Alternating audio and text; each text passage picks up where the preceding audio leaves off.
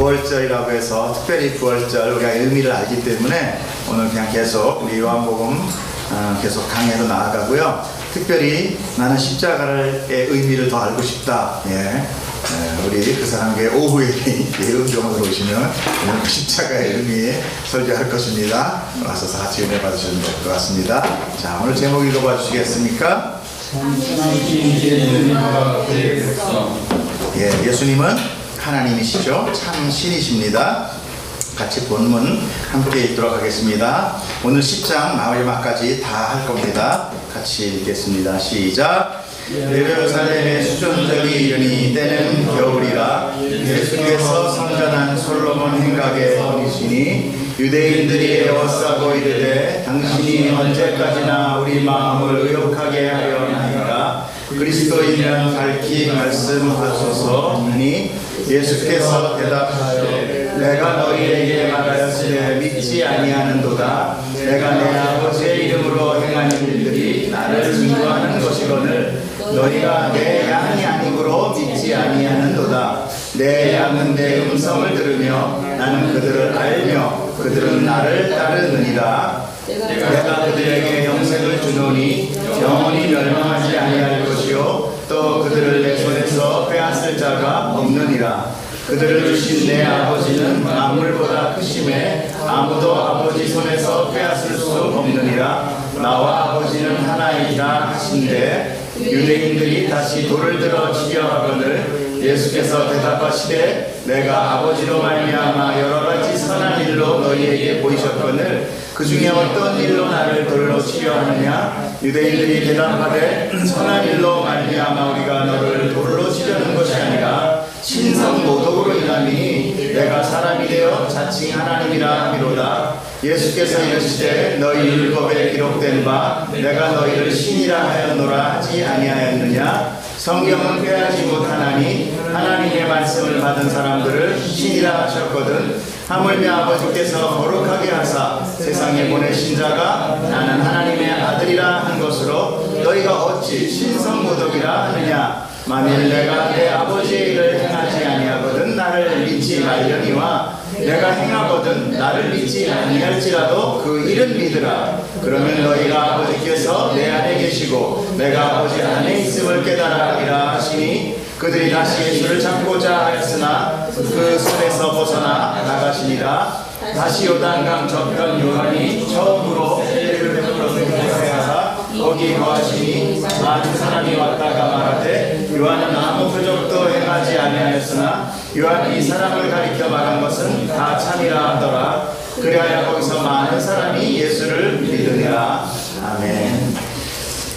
요 본문 읽을 때만 전도사님이 좀 넘겨주셨으면 좋겠어요. 제가 이쪽을 보고 읽어야 돼서. 자, 오늘 말씀을 쭉 읽으시면서 대충 어떤 상황이 진행되고 있는지 여러분들 느끼셨습니까? 성경을 자주 읽으십시오. 갑자기 읽으시면 정신이 없어요. 자, 우리는 이 앞에 어떤 사건이 있었죠? 예수님이 맹인을 눈을 뜨게 하는 사건, 그리고 양의 우리를 비유로 해서 선한 목자를 또 비유로 해서 이렇게 말씀하셨어요. 우리가 듣기도 뭐 그거 혼란스러운 얘기였을까요? 우리가 같이 공부했다시피 하나님의 그 뜻 가운데 우리가 영원히 보지 못하는, 영생을 눈에 뜨지 못하고 보지 못하는 그 자를 하나님의 은혜로 그렇게 눈을 뜨게 해주고, 그 다음에 당신의 양 우리의 주인이 돼서 당신을 통하여 결국은 그 예수를 안을 연합되어 같이 음성 듣고 예수님 쫓아가는 양. 그러나 주인이 아닌 양은 그 음성을 알아듣지 못한다. 이렇게 당신의 양에 대해서 설명을 했어요. 그런데 유대인들은 이 얘기를 듣고 엄청난 혼란에 빠집니다. 요한복음 그 바로 앞장 10절 19절부터 21절 같이 보겠습니다. 이 말씀으로 말미암아 유대인 중에 다시 분쟁이 일어나니 그 중에 많은 사람이 말하되 그가 귀신 들려 미쳤거늘 어찌하여 그 말을 듣느냐 하며, 어떤 사람은 말하되 이 말은 귀신 들린 자의 말이 아니라 귀신이 맹인의 눈을 뜨게 할 수 있느냐 하더라. 바리새인과 제사장들은 예수를 핍박하고 대적하고 예수를 따르는 사람은 무조건 다 출교시키겠다고 했어요. 예수님의 표적과 또 말씀을 들은 자들은 두 가지로 나눕니다. 하나는 뭐예요? 하나는 예수를 못 믿겠다, 확실하지 않다, 혼란스러워하는 무리. 또 하나는 그를 믿는 무리. 이렇게 두 무리로 나눕니다.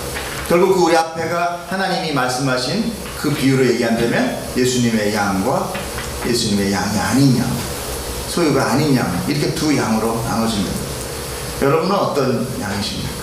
주님의 음성을 들으십니까? 아멘. 할렐루야. 무슨 음성을 들으셨습니까? 축복의 음성을. 예, 할렐루야. 예. 잘 들으셔야 돼요. 네. 이런 와중에 예루살렘에 수전절을 맞게 돼요. 지금 1절 제일 앞에, 우리가 1절에 앞에 본문을 보면 천만에 보면은 수전절이다라고 나오죠. 그죠? 수전절은 뭐냐면 봉헌절이에요. 봉헌절. 예루살렘 성전을 다시 하나님 앞에 봉헌하는 겁니다. 수전절은 그 유대인들 사이에는 그 하누카라고 하는데, 헬라의 왕 안티오쿠스 에피파네스라는 왕이 있어요. 헬라 왕이. 그 헬라 왕이 성전 안에서 막 돼지 피를 뿌려가면서 그 성전을 더럽혔어요. 근데 이제 유대 제사장의 이제 그 마타디아스라는 그 제사장의 아들 중에 유다 마카비라는 사람이 있는데, 그 사람이 사람을 모아가지고 그 헬라를 무너뜨립니다. 그래서 다시 성전을 정화해서 이제 이렇게 봉헌식을 하게 된 거죠. 그것을 바로 수전절이라고 하고, 그것이 바로 12월 25일이에요. 그래서 유대인들이 마치 그 12월 25일 날 성탄절을 이렇게 지내는 것 같이 막 불을 밝히고 있는데, 그게 아니라 수전절을 지내는 겁니다. 유대인들은 예수님을 메시아로 믿지 않기 때문에 그래요. 그런데 이 봉헌절은 하나님이 제정해 준 것이 아니라 사람들이 기념으로 한 거예요. 실질적으로 예루살렘의 성전은 누구였죠? 예수 그리스도였어요. 성전은. 그 성전의 예표였어요. 그리고 그들이 계속 그렇게 성전의 거룩함만을 붙드니까 예수님이, 하나님이 그 예루살렘 성전을 어떻게 해요? 다 부셔버리죠. 네, 다 부셔버립니다. 돌 위에 돌 하나도 남지 않게 하고, 내가 그걸 사흘 만에 다시 짓겠다 그랬죠. 그것은 바로 성전이 자신을 비유해서 얘기한 거다라고 나옵니다. 자, 22절에 보면은요, 예루살렘의 수전절이 있는 때는 언제? 겨울 12월 25일이라고 그랬죠. 예수께서 성전 안 솔로몬 행각에서 거니시니. 근데 이제 우리가 25일을 뭐 이게 겨울이다, 이런 그 어떤 절기나 어떤 밤이다, 이런 것들은 약간 영적으로 생각하자고 그랬죠. 지금 예수님이 수전절 가운데 있는데, 그 수전절이나 그 유대인의 마음에는 어떠해요?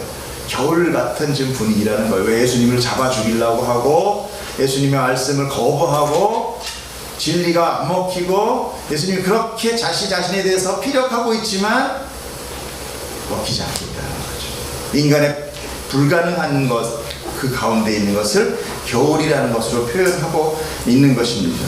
그리고 또 하나 23절에 보면은 예수님께서 성전 안 솔로몬 행각에 계셨다라고 그래요.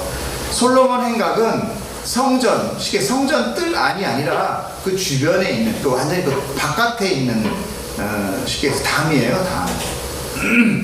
그렇기 때문에 성전 가운데도 못 들어가시고, 성전 뜰도 못 밟으시고, 지금 변두리에 계시는 거예요. 거기에는 뭐 이방인의 뜰도 있고 여인의 뜰도 있고 그러는데, 완전히 바깥쪽입니다. 최바깥쪽. 그쪽에서 솔로몬 그 행각에서 예수님이 계시다. 성전의 중심이신 예수님이 성전의 이 변두리에 계시다는 것은 참 아이러니한 것입니다. 마치 집주인을 내쫓고 종들이 안방을 차지하는 것 같은 것.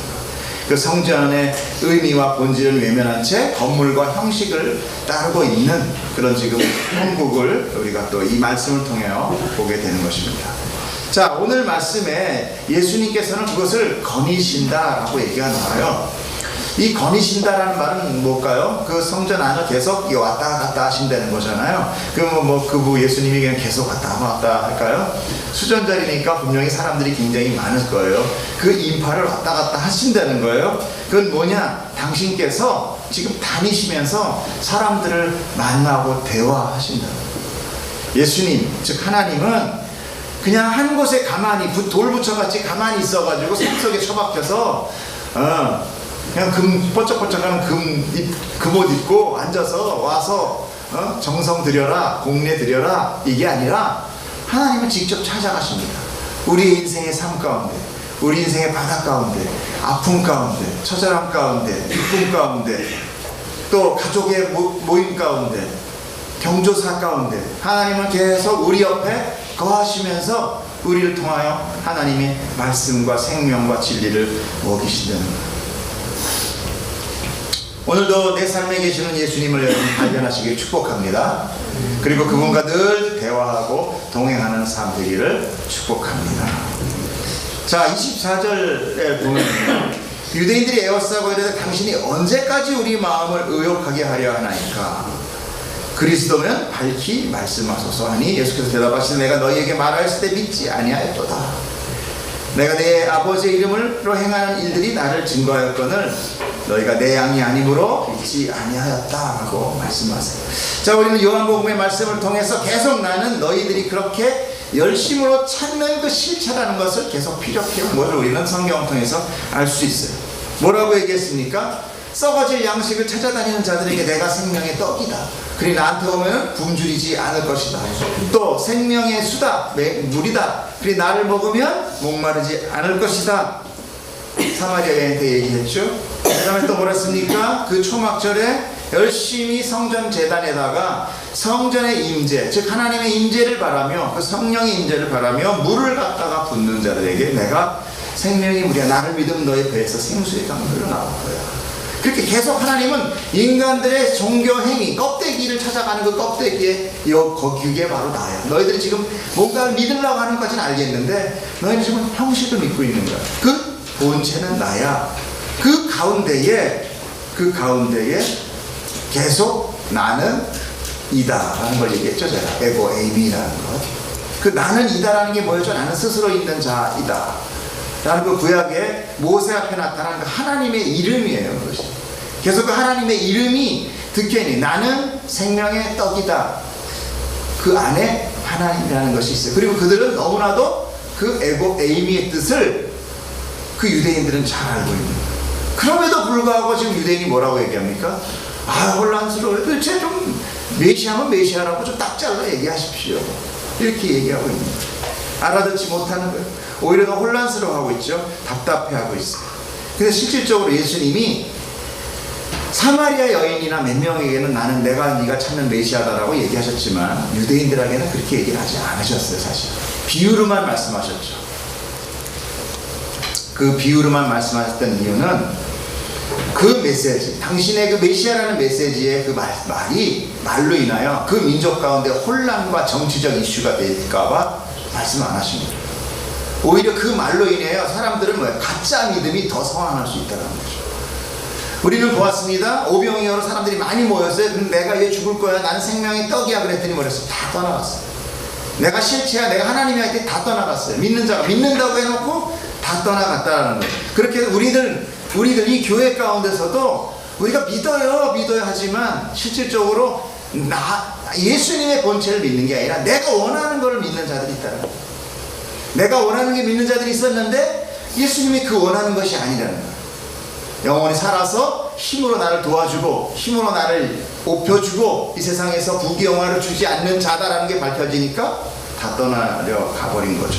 이렇게 지금 유대인들 머리 안에는 이 메시아라는 것이 하나님의 어떤 영적인 왕이 아니라 실제적인 다윗과 같은 왕을 바라고 있었기 때문에 예수님이 내가 메시아다라고 얘기하면 어떻게 돼요? 구테타가 일어나는 거예요. 하나님의 사역이 전혀 다른 방향으로 흐르게 된다는 거죠. 그렇기 때문에 말씀을 안 하셨던 건 사실이에요. 그러나 유대인이 충분히 알아들을 수 있는 그런 표적들을 통하여 예수님은 말씀하신 거예요. 그 예수님은 한마디로 말씀하십니다. 그걸 뭐래요? 너희가 믿지 않았다. 25절 초장의 두 번째 줄 보면 뭐라고 합니까? 믿지 않아. 너희가 나를 믿지 않기 때문에 내가 무슨 얘기를 해도 너희는 알아듣지 못하는 것이다. 영적인 맹인이기 때문에 그 실체, 영적인 나를 바라보지 못하는 것이다. 즉 그들은 뭐예요? 너희는 믿지 않는 자야. 너희는 불신자야. 너희는 마귀의 새끼야. 너희는 사탄이야. 너희는 내 자식이 아니야. 라고 얘기합니다.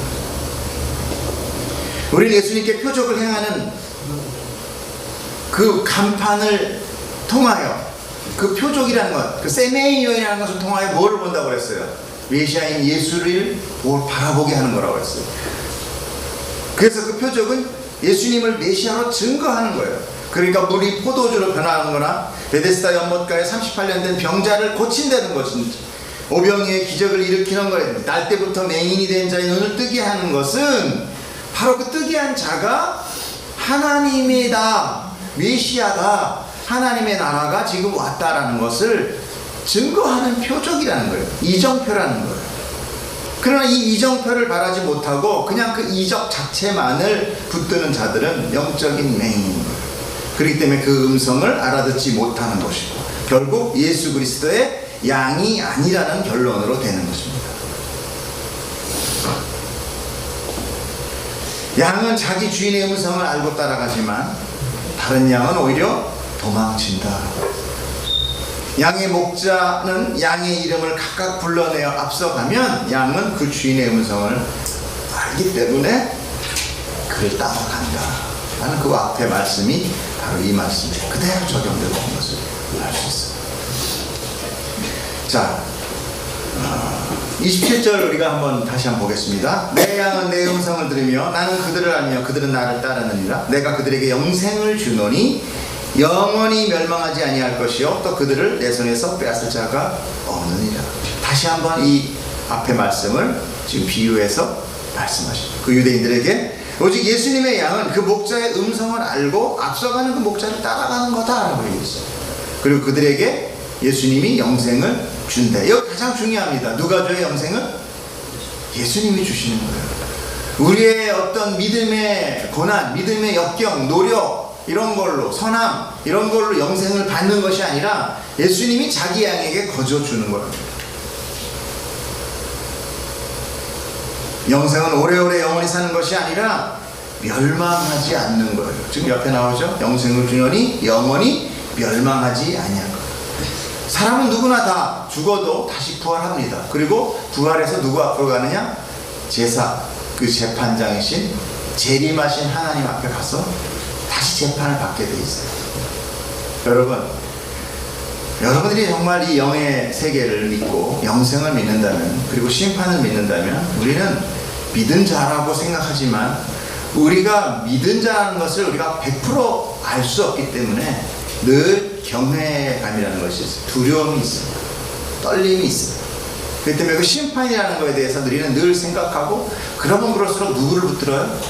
하나님의 백성은 그 목자인 예수님을 붙듭니다. 그것이 다른 거예요. 그런데 이 다른 양은 어떠냐? 상황이 심판도 관심 없고요, 영생도 관심 없어요. 왜? 그에게는 진짜 영생이 없거든요. 그리고 예수님도 관심이 없고요, 목자에도 관심이 없습니다. 그것이 차이예요. 믿는 자와 안 믿는 자의 차이는 영적인 진리의 메시지가 선포되지만 아무렇지 않다는 거예요. 그게 나랑 무슨 상관이 있는데, 이게 바로 유기된 자들이에요. 우리가 어떤 열심으로 해서 하나님께 택만 받는 건 아니지만 우리가 택함을 받았다면 우리는 뭐예요? 영적으로 눈이 떠집니다. 영적으로 떠진 자는 하나님의 음성을, 하나님의 실체를 볼 수 있게 되는 거예요. 그리고 영원히 멸망하지 않는 거죠.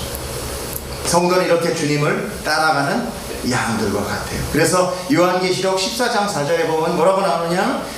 마지막에 성도들을 보고 뭐라, 이 사람들은 여자와 더불어 더럽히지 아니하고 순결한 자라, 어린 양이 어디로 인도하든지 따라가는 자며 사람 가운데서 속량함을 받아 처음 익은 열매로 하나님과 어린 양에게 속한 자들이라 라고 계시록의 마지막 때에 이 말씀을 하십니다. 우리가 지금 계속 수요일마다 계시록을 공부하고 있죠? 혹시 바쁘시면 항상 그 음성 영상으로도 보시기 바랍니다. 제가 여러분들한테 찾아가서 알려드릴 수는 없으니까 여러분들이 바빠서 못 듣는 것까지는 좋은데 시간 날 때마다 들으셔야 돼요. 성경을 모르면 우리는 영적 장님일지 그대로 있어요. 이렇게 마지막 날에 성도를 결정하는 것이 누구냐? 바로 무엇이냐? 이와 양과 목자의 논리, 이것이 적용되는 거예요. 예수 안에 있는 자냐 아니냐, 요거 가지고 따지는 거예요. 이 말씀은 그동안 우리가 그토록 공부하는 예정론에 대한 말씀입니다. 구원은 우리 인간 쪽에서 어떠한 도움도 실족도 필요 없는 것이고, 그건 오직 하나님의 마음에 의하여 결정되고 당신의 열심으로 완성시킨다는 거예요. 그러나 그렇게 택함 받은 성도는 이제 하나님의 뜻을 아는 자가 된다는 거죠. 그래서 예수 그리스도의 음성, 말씀, 성경이 이해되고 깨달아지는 거예요. 그래서 이것은 아주 중요한 기독교의 중심 원리입니다. 그런데 오늘 말씀에 무슨 얘기가 나오냐? 내 손에서 빼앗을 자가 없느니라 라는 말씀이 나와요. 이것은 미래 시제로 얘기하는 건데, 그것은 주님의 양들에게 도둑과 강도와 폭력적인 공격과 힘에 의한 강탈이 일어날 거다라는 거예요. 이 말 가운데 아무도 뺏어가는 자가 없으면 이런 얘기 할 필요가 없어요.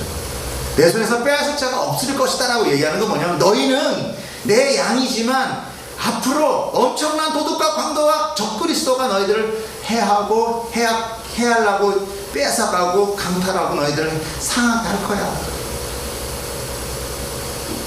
이 말씀하신 거예요. 성도들은 마치 세상에서 그들을 주님의 손에서 빼앗듯 공격을 받고 핍박을 받고 미움을 받게 될 거라는 거죠. 또한 우리 마음 가운데 어떻습니까? 우리가 정말 어때요? 정말 선합니까? 아니에요. 마치 하나님에서 떨어진 것 같이, 죄인과 같이 날마다 죄를 짓고 넘어지고 무기력해지는 나의 스스로를 발견하게 될 거예요. 여러분, 보통 우리의 영적인 전쟁은요, 외부의 어떤 육적과 혈적인 그런 공격이 아닙니다. 내 안에서 일어나는 것이에요. 그렇기 때문에 가장 큰 적은 뭐냐? 나예요, 나. 영적 전쟁과 대적 기도는 누가 구해야 돼요? 나에게 하는 겁니다. 나에게. 지금 누가 나를 졸리게 합니까? 내가 나를 졸리게 해요. 누가 나의 하나님의 음성을 안 들리게 합니까? 내 욕심과 내 관심이 하나님을 차단해요. 옆에서 뭐가 듣지 마 이러고 하는 사람이 있어요? 안 그래요. 막 소리를 누가 크게 하고 막 앞을 가리고 눈을 막 감기고 이런, 지금 그런 거 봤었어요? 예수 믿는다고 하실 때 그런 거 봤어요? 예수님 멀어지는 건 뭐예요? 나 스스로예요. 나 스스로. 그렇기 때문에 깨어있어야 돼요. 그것이 바로 성도의 인내, 믿음의 인내라는 게 바로 그거예요. 우리가 해야 되는 건 뭐냐? 깨어있는 거예요. 주님이 다 이뤘어요. 그러나 나는 깨어있어야 돼요. 예수님께서 뭐라고 그러십니까? 내가 결코 빼앗기지 아니라. 하나님께서 우리를 지켜주시겠다는 거예요. 그럼 우리 뭡니까? 우리는 그 하나님의 지켜주시는 그 손 안에서 내가 영적으로 늘 그 주님을 바라보고 따라가는 자가 되어야 된다. 우리를 지키는 것은 내가 아닌 우리 주님 예수 그리스도죠. 그렇기 때문에 나의 어떤 죄악, 나에게 안 되는 불가능한 것을 하나님께 자꾸 맡기고 하나님께 기도하며 구해야 돼. 바로 그 구하라 하는 그 기도 가운데 그것이 들어가요. 그럼 내가 이루리라. 29절 보겠습니다. 그들을 주신 내 아버지는 만물보다 크심에 아무도 아버지 손에서 빼앗을 수 없느니라. 그리고 나와 아버지는 하나다라고 하셨습니다. 이렇게 우리 하나님께서는 천지주지의 주인이시고 만물의 왕이시고 창조주시기 때문에 우리를 지켜주신다라는 거죠. 그러나 이 말의 본의를 우리가 한번 보면은요, 문법적으로 보면 어떤 뜻이냐면, 그들을 주신 내 아버지는 만물보다 크시매라는 것을 문법적으로 보면 어떤 얘기가 나오냐면요, 잘 들으세요. 내 아버지, 그가 내게 주신 것은 모든 것보다 크다, 이런 의미예요. 이해가세요? 자, 잘 들어보세요. 그들을 주신 내 아버지는 만물보다 크다. 그러면 뭐가 큰 거예요? 아버지가 큰 겁니다. 그런데 내 아버지, 그가 내게 주신 것은 모든 것보다 크다. 그러면 뭐가 큰 거예요? 그 양이 크다는 거잖아요. 양이 귀하다는 거죠. 자, 그렇다면 이 말씀은 뭐냐? 하나님께서 주신 그 양들, 즉 그 백성은 천지 만물보다 더 소중하기 때문에 내가 절대로 빼앗기지 않을 거다. 하나님의 백성을 예수님에게 주신 겁니다. 원래 우리 하나님의 백성이 근데 예수님의 손에 맡긴 예수님의 양이 된 거예요. 그 손에 맡긴 양이 된 겁니다. 그리고 예수님이 그 양을 위하여, 선한 목자는 어떻게 한다고 그래요? 그 양을 위하여 목숨을 준다. 그게 바로 지금 예수님이 십자가에 그걸 예표하신 거예요. 그래서 그 예수님이 그 하나님의 백성을 받아서 그 백성들을 위하여 자기를 드려요. 그러면서 말씀하시기 뭐라고 얘기하냐면 내가 그들을 절대 하나도 잃어버리지 않겠다. 그런데 하나님이 크시기 때문이다 라고 얘기를 써 있어요. 개혁개정은. 그런데 이것을 문법적으로 본다면 하나님이 주신 그 양들, 우리가 예수님 보기에는 그 어떤 것보다도 크다라는 거예요. 그 어떤 것보다도 소중하다는 거예요. 그렇기 때문에 내가 목숨을 바하고 모든 것을 바쳐서라도 내가 그들을 잃어버리지 않는 것이 중요하다는 거예요. 그렇게 뺏기지 않을 수 있다는 거죠. 이 말씀은 이미 6장에서요 오병이어 사건 후에 무리들을 향하여 하신 말씀이 있습니다. 요한복음 6장 한번 보겠습니다. 아버지께서 내게 주신 자는 다 내게로 올 것이요, 그죠? 아버지께서 내게 주신 거예요. 그 다음에 내게 오는 자는 내가 결코 내쫓지 아니하리라. 내가 하늘에서 내려온 것은 내 뜻을 행하려 함이 아니요 나를 보내신 이의 뜻을 행하려 함이니 나를 보내신 이의 뜻은 내게 주신 자 중에 내가 하나도 잃어버리지 아니하고 마지막 날에 다시 살리는 그 생명 영생이다. 정확하게 나와요. 그렇기 때문에 너희는 내가 목숨을 버리기까지 너희를 지켜낼 거야. 그게 바로 오늘 부활절의 의미입니다. 그것은 아버지가 내게 주신 소중한 보물이기 때문에 아버지도 소중하게 여겼던 보물, 세상을 이처럼 사랑하사 그렇게 사랑하는 그 백성을 나에게 맡기셨으니 내가 어찌 그 백성을 잃어버릴 수 있느냐 라고 얘기합니다. 이게 얼마나 큰 은혜와 큰 감동이 아닙니까? 우리는 정말 그냥 하나님이 마구마구 너 내가 너 살리고 넌 죽어, 이게 아니라 모든 창조하신 모든 비전보다 더 사랑하셨기 때문에 그 아들을 하여금 맡기고 그 아들을 죽기까지 내버려 두셨던 거예요. 그 때문에 우리는 그 하나님의 선택 가운데 감사로 나아갈 수 있어요. 하나님, 당신이 뭔데 날 마음대로 선택해요? 아니요. 하나님 정말 나를 그렇게까지 소중하게 생각하시는 줄 몰랐어요. 우리 이 고백을 할 수 있는 거예요. 그래서 모든 기도의 응답들을 들어보면 다 뭡니까? 대부분의 다 기도의 응답이 뭐예요? 내가 너를 사랑한다. 주님, 오늘 내가 이번에 시험 열심히 왔으니까 주여 나 이거 붙게 해주세요. 하나님, 내가 이번에 병 낫게 해주세요. 그런데 그 응답은 뭐예요? 내가 너를 사랑한다. 이거예요. 그래서 우리가 뭐예요? 그 사랑이에요. 그것 빼면 아무것도 없습니다. 하나님이 사랑하셨기 때문에 이 천지를 주셨고, 하나님이 사랑하셨기 때문에 우리를 죄 가운데 드러나게 하셨고, 하나님이 사랑하셨기 때문에 그 죄를 이제는 거부하는 자가 되었고, 하나님이 나를 사랑하셨기 때문에 예수님이 그 생명을 다시 회복시켜서 하나님이 사랑하셨기 때문에 우리를 완성해요 당신의 완전한 나라로 다시 데리고 들어가십니다. 그것이 바로 구원의 역사, 사랑의 역사예요. 그래서 하나님은 말씀하세요. 인간이 홀로 있게 되면 그들은 사단의 밥이 될 것이다. 우리의 예수 없이 혼자 있으면, 그리고 그의 싸움은 혈과 육의 싸움이 아니라 바로 영적인 싸움이다. 에베소서에 말씀하시죠. 자, 끝으로 너희가 주 안에서 그의 힘의 능력으로 강건해. 그의 누구의 힘의 능력? 예수님의 힘의. 마귀의 관계를 능히 대적하기 위해 하나님의 전신갑주를 입으라. 누구의 전신갑주? 하나님의 전신갑주. 우리의 싸움은 혈과 육을 상대하는 것이 아니요, 뭐라고 얘기합니까? 통치자들과 권세들. 이게 뭐예요? 세상의 통치자는 누굽니까? 하나님, 예수님, 삼위일체 하나님이시잖아요. 천사들, 그리고 권세들이죠. 그 다음에 어둠의 주관자들이 뭐예요? 타락한 천사들의 싸움인 거지, 너희들 그거 아니야. 그 너희는 뭘 해야 돼? 믿음의 인내를 해야 돼. 믿음의 인내가 뭐예요? 깨어있어라, 즐거워하라, 기뻐하라, 그리고 새 노래로 찬양하라. 예배하는 거예요. 예배하는 거예요. 그래서 구원은 변개하거나 파괴되지 않습니다. 오직 바꿀 수 있는 자는 하나님 한 분뿐인데, 그분은 신실하시고 회전하는 그림자도 없으신 분이라고 얘기했어요. 그렇기 때문에 우리가 믿는 그 믿음의 대상, 그분은 완전한 주님이에요. 그래서 우리가 믿을 수 있는 거예요. 이 세상에 믿을 수 있는 게 뭡니까? 이 세상에 진리가 어디 있습니까?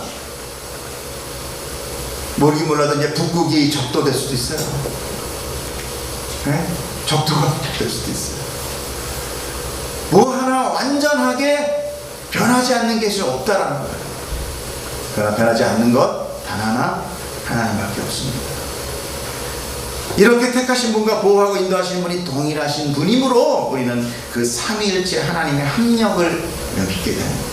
그래서 예수님께서 하나님과 나는 하나다라고 말씀하시는 거예요. 이 삼위일체는 요한복음 1장부터 지금 계속 시작되는 것입니다. 요한복음 1장 1절에서 2절 뭐라고 합니까? 태초에 말씀이 계시니라. 이 말씀은 하나님과 함께 계셨으니 이 말씀은 곧 하나님이라. 함께 계십니다. 그가 태초에 하나님과 또 함께 계셨다. 이렇게 말하잖아요. 만물이 그와 말미암아 없이는 된 것이 없고 그 안에 생명이 있었으니 그 생명은 사람들의 빛이었다.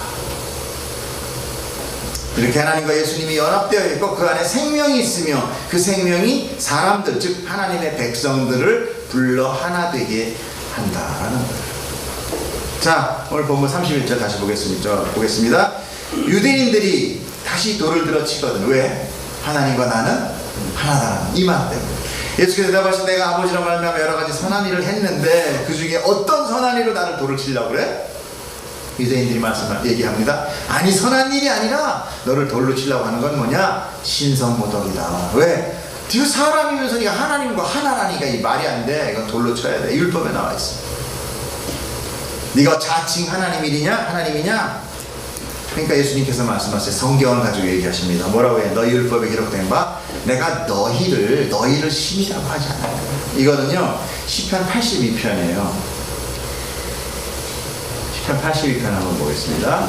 자, 하나님은 신들의 모임 가운데 서시며 하나님은 그들 가운데서 재판. 그러니까 하나님은 신들의 모임, 신들과 함께 그 안에서 재판을 하신대요. 근데 너희가 불공평한 판단을 하며 악인의 낫보기를 언제까지 하려느냐? 가난한 자와 고아를 위하여 판단하며 곤란한 자와 빈궁한 자에게 공의를 베풀지며 가난한 자와 궁핍한 자를 구원하며 악인들의 손에서 건질지니라 하시는도다. 그들은 알지도 못하고 깨닫지도 못하여 흑암 중에 왕래하니 땅의 모든 터가 흔들리도다. 내가 말하기를 너희는 신들이며 다 지존자의 아들들이라 하였으나 그러나 너희는 사람처럼 죽으며 고관에 하나같이 넘어지리로다. 하나님이여 일어나사 세상을 심판하소서. 모든 나라가 주의 소유이기 때문이냐. 이 말씀 뜻은 뭐냐면 하나님은 신들 모아놓고 심판을 하십니다. 그런데 하나님께서 이스라엘의 백성을 신앙 지도자와 제사장들에게 율법을 줘서 공동체를 심판하도록 허락하세요. 그죠? 예, 장로들 세우고.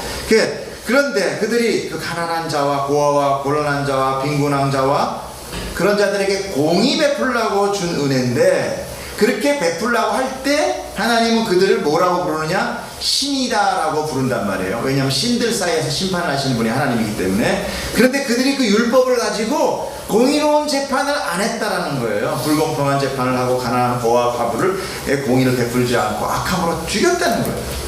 그렇기 때문에 너는 죽을 거다. 그렇기 때문에 너는 죽을 거다. 그리고 넘어질 거다. 라고 얘기해. 그러니까 결국 이 얘기는 뭐예요? 내가 그렇게 너희를 세워서 신과 같이 했지만 결국 너희는 신이 되지 못했다라는 얘기죠. 그러나 어찌됐든 그 율법을 줌으로 인하여 하나님이 그 사람을 신이라고 불렀다라는 것을 지금 말씀을 하시면서 그런데 그렇게 신이라고 하나님이 불러줬지만 너희들은 어때? 무기력했어. 너희들은 결국 다 망했어. 결국 너희들은 다 믿음을 버렸어. 그런데 여기 믿음 버리지 않은 한 사람이 있어. 그게 누구예요? 이 36절에 30절 보게요. 시작. 하물며 아버지께서 거룩하사 세상에 보낸 자가 나는 하나님의 아들이다. 결국은 뭐 하나님의 아들 메시아. 이는 민족의 심판자로 오는 거잖아요. 그렇기 때문에 바로 내가 진정한 신이다라는 거예요. 그들에게 신성모독이라고 너는 신성모독이라고 얘기하는 그들에게 야 사람한테도 신이라고 얘기했는데 지금 그 사람 뛰어넘는 하나님이 보낸 나 하나님의 아들인 내가 지금 신이라고 했다고 해서 네가 신성모독이라고 하느냐? 진정한 신은 오직 나밖에 없다.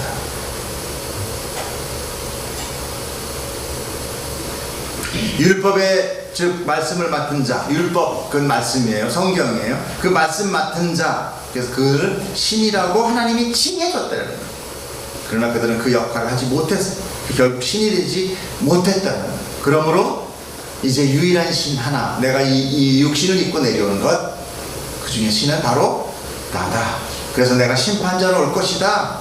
그런 말씀이 내포되어 있습니다. 나중에 실질적으로 재림하시는 예수님은 누구로 오십니까? 심판자로 오십니다. 37절 보겠습니다. 만일 내가 내 아버지의 일을 행하지 아니하거든 나를 믿지 말거니와 내가 행하거든 나를 믿지 않을지라도 그 일은 믿으라. 그러면 너희가 아버지께서 내 안에 계시고 내가 아버지 안에 있음을 깨달아 하리라. 그렇기 때문에 나 역시도 제대로 하나님의 일, 아버지의 일을 행하지 않는다면 너희 나를 버려도 괜찮다. 그러나 내가 율법의 말씀과 같이 지금 하나님 예수님은 계속 이사야의 말씀을 이루고 계세요. 그러니까 율법의 말씀을 행하지 않는다면 너희가 나를 핍박하는 것이 맞다. 그러나 그렇지 않다면 믿어라. 하나님께서는 계속 유대인과의 다툼 가운데 무슨 얘기를 하니까 성경을 가지고 얘기했어요. 예수님이 한 모든 일, 표적과 치유, 말씀은 모두 하나님의 일을 행하기 위한 것이라는 것을 우리는 성경을 통해서 이제까지 봐왔습니다. 그러면 우리가 원하는 기적이나 표적이라는 것은 도대체 무엇이겠어요? 그것은 누구를 위하여 누구의 뜻에 의해서 행해지는 것일까요? 예수님의 표적과 기적은 그 하나님, 자기를 보내신 그 예수 그리스도가 메시아임을 가리키는 표적인데, 우리 인간이 원하는 표적과 기사는 도대체 뭐냐? 누구를 위한 표적이냐? 바로 나의 개인적인 유익을 위한 표적이 되는 거예요. 그렇기 때문에 유대인들이 혼란 가운데 빠지는 거죠. 여러분, 우리도 믿음 가운데 있을 때 하나님께 우리 기도드리는 모든 것이 혹시 나의 유익만을 위해서 기도드리는 건 아닌지 보세요.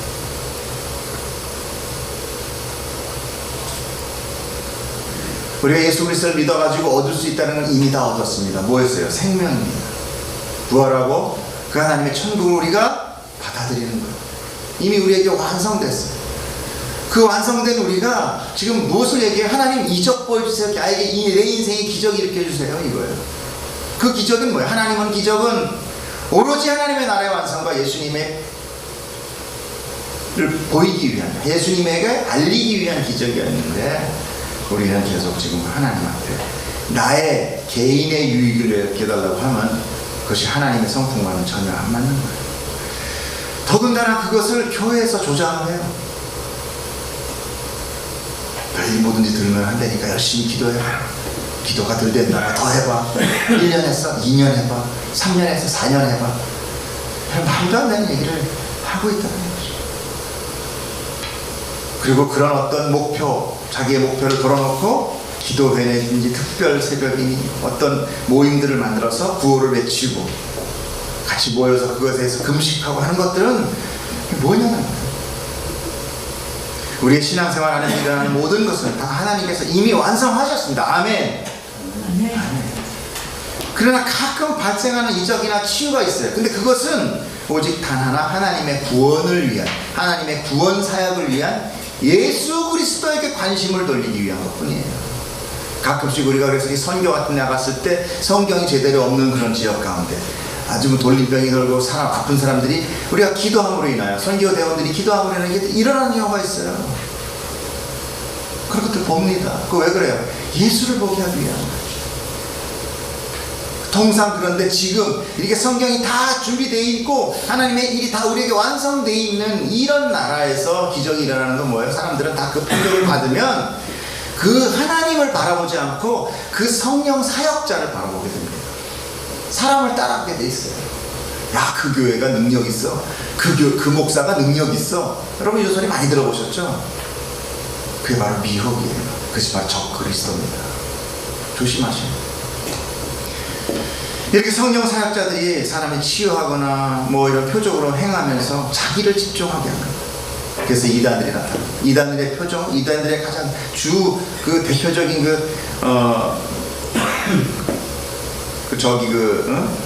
공통적인 것은요, 다 성령 사역을 하면서 치유와 이적 행위를 한다는 거예요. 실질적으로. 그렇기 때문에 사람들이 이렇게 몰려가는 거예요. 성경이 뭔지도 모르지만 무조건 내 병 만들려고 나는. 오늘 우리는 이 말씀에 믿음의 진리가 무엇인지를 뚫려야 됩니다. 유대인들 같이 혼란스러워하면 안 돼요. 아직도 내게 하나님, 내가 하나님 주님을 보게 해주세요. 목소리가 듣게 해주세요. 하나님 음성 듣게 해주세요. 그래가지고 내가 너를 구원했다, 이런 거 찾아다니시면 안 됩니다. 바로 그런 것이 지금 오늘 말씀하는 유대인들. 하나님 나 모르겠으니까 밝히 말씀해 주세요. 이게 똑같은 거예요. 39절 한번 보겠습니다. 그들이 다시 예수를 잡고자 했으나 그 손에서 벗어나 나가 하신다. 왜 잡고자 했습니까? 아버지가 내 안에, 내가 아버지 안에. 이 말에 또 자빠진 거예요. 떠는 거죠. 유대인은 뭐예요? 예수님을 안 믿는 거죠. 그러니까 그냥 안 믿는 거예요. 이거는 저 사람은 그냥 사람이고 그냥 요술쟁이고, 잘 생각하면 좋게 얘기하면 선지자 정도지 그냥 하나님은 아니다. 육의 눈을 가지고 있는 사람은 알 수가 없습니다. 우리가 교회를 나오지만 실질적으로 우리 안에 영적인 눈, 성경적인 그런 어떤 깨달음이 안 생기면 우리 정말 우리가 원하는 것들을 좀 만들고 그것들을 따라갈 수밖에 없어요. 자, 39절부터 40절. 다시 요단강 저편 요한이 처음으로 세례 베풀던 곳에 가사 거기 거하시니 많은 사람이 왔다가 말하되 요한은 아무 표적도 행하지 아니하였으나 요한이 이 사람을 가리켜 말한 것은 다 참이라 하더라. 그리하여 거기서 많은 사람이 예수를 믿더라. 이게 굉장히 중요한 일이에요. 세례 요한은 주님의 앞에서 길을 예비한 마지막 선지자였어요. 그렇죠? 그러나 보십시오. 그는 어떤 표적도 행하지 않았다고 해요. 모든 상황을 오직 예수 그리스도에게 집중하게 하고 있어요. 자신을 자꾸 가리운 겁니다. 자신은 어땠어요? 사는 훌륭한 궁궐도 없었습니다. 우리가 생각하는 석청을 먹고 그러면 몸보심하겠네, 낙타에 타로 가죽 옷을 입어야 돼. 그게 아니라 천한 옷이에요. 거지와 같은 남루한 옷, 자기를 나타내지 않았다라는 거예요. 표적도 이적도 행하지 않았어요. 이것이 바로 복음사역자들이 해야 할 기본적인 진리입니다. 복음사역자는 표적에 의지하는 것이 아니에요. 비록 내가 감기 환자도 못 고치고 내 뾰루지 하나 치료하지 못할자 할지라도 오직 예수 그리스도만을 전해야 됩니다. 그래서 사도 바울이 자기 눈에 안진이 있다기도 하고 또 앞에는 간질병이 있다고, 주 예수를 믿어라, 그리하면 너의 가정, 너의 집과 너의 자녀들이 복을 얻으리라. 으악 하더니 거품 물고 쓰러졌어요. 얼마나 속상하겠어요. 사도 바울이 예수님의 도를 전하려고 그러는데 사람들 지나가면서 뭐래, 저 미친놈, 너나 치료해라. 얼마나 복음 전하는데 그게 방해가 됐겠어요. 사도 바울은 자기의 유익을 위해서 기도한 것도 아닙니다. 주님, 나 이거 좀 고쳐주세요. 정말 이게 뭡니까? 하나님은 너의 주 예수를 믿으라 그러고 갑자기 넘어가지고 거품 물고 덜덜덜 떨고 있으면 사람들이 그거 어떻게 생각하겠어요? 저 저주받았구나 라고 생각하죠. 그러니 이거 좀 고쳐주세요 할 때 하나님 뭐라고 했어요? 이 받은 복이 그것을 족하다 이렇게 얘기하잖아요. 안 고쳐주세요. 3번 기도했지만 3번이면 뭘 뜻해요? 엄청 기도했대요. 하나님은 이렇게 인간에 의한, 인간의 어떤 그런 멋지게 어떤 모습이나 어떤 표적이나 능력을 발휘해서 마치 이게 다 하나님이 하는 거야 라고 얘기해도 다 인간은 뭐예요? 그 안에 나의 잘난, 그냥 사람을 바라보면 안 됩니다. 우리 여러분들은 다 복음 전도자예요. 그럼 여러분 자체가 그런 능력이 없다고 나를 하찮게 생각하시면 안 돼요. 우리는 뭘 알아야 돼요? 진리의 말씀을 붙들어야 되는 거예요. 오직 예수만을 전해야 되는 거예요. 그렇게 세례 요한이 전하니까 예수님이 가서 말씀을 전할 때 42절에 뭐라고 합니까? 그리하여 거기서 많은 사람이 예수를 믿었다. 예수님의 말씀과 표적을 보인 예루살렘이 아닌 이 외진 베다니 마을에서 큰 믿음의 열매가 열리는 것을 보게 되는 것입니다. 여러분께서는 예수님의 양들이십니까? 자신 없으세요? 다시 한번 묻겠습니다. 여러분의 목자는 예수 그리스도 맞으십니까? 할렐루야. 그렇다면 그분의 음성에 순종하여 따라가는 자들이 되십시오. 그 음성 듣기를 축복합니다. 그 음성은 이 책, 언약의 책, 성경 안에 여러분을 향하여 가득 차 있고 여러분을 향하여 말씀하고 싶어서 막 책이 들썩들썩합니다. 나 좀 열어줘, 나 좀 열어줘. 그래서 우리가 성경을 매번 이렇게 설교 때마다, 예배 때마다 설교로 여러분에게 같이 묵상하는 거예요. 여러분 매일 말씀 묵상 꼭 하십시오. 매일매일 주님의 음성을 들으십시오. 그래야 이리에게 잡혀먹지 않아요. 그래야 예수님의 손에서 벗어나지 않습니다. 은혜의 음성을 따라가는 삶, 그것만이 여러분이 붙들어야 될 축복의 삶입니다. 아멘. 기도하겠습니다. 사랑이 많으신 하나님 감사합니다. 오늘 저희를 향하여 붙드시고 저희를 위하여 목숨을 바치시고 그것으로 그치는 것이 아니라 사망을 깨뜨리고 부활해 주시니 하나님 감사합니다. 하나님 우리가 그 예수 그리스도 안에 아버지 우리 그 목장에 따라가는 양이 되었음을 우리가 감사드립니다. 그것이 우리에게 가장 큰 것이고 우리가 받을 수 있는 모든 것이고 하나님이 나에게 이제 모든 것을 공급하는 자가 되었으니 우리가 주님 앞에 드리는 기도는 감사와 찬양과 기쁨의 메시지밖에 없음을 우리가 주님 앞에 고백합니다. 하나님 이 기쁜 소식을 우리가 증인되어 산 증인되어 전하게 하여 주시옵소서. 증인될 때 정할 때 하나님 우리가 기적하지 못하고 우리가 능력이 없을지라도 오직 우리 주 예수 그리스도만을 전하는 저희가 될 수 있도록 주님 축복하여 주시옵소서. 저희 입을 주장하여 주시옵소서. 감사드리며 우리 주 예수 그리스도 이름으로 기도드렸사옵나이다. 아멘. 우리 하나님께 사랑의 박수 올려드리겠습니다. 오늘 이 말씀이 여러분들에게 생명의 말씀이 되기를 축복합니다.